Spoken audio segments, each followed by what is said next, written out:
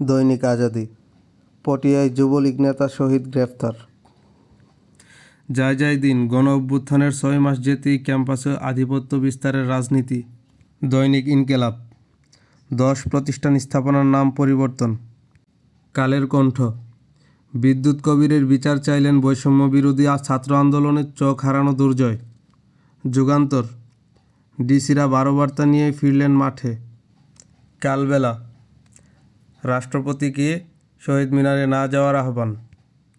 নয়া দিগন্ত। বাংলাদেশের রাজনৈতিক ও অর্থনৈতিক সংস্কারের প্রতি ইতালির সমর্থন পুনর্ব্যক্ত।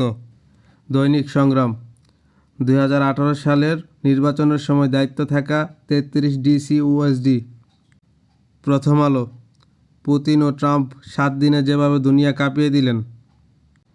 তো সম্মানিত দর্শক, এই ছিল আজকের খবর। আশা করি ভালো থাকবেন, সুস্থ থাকবেন। আসসালামু আলাইকুম ওয়া রাহমাতুল্লাহি ওয়া বারাকাতুহু।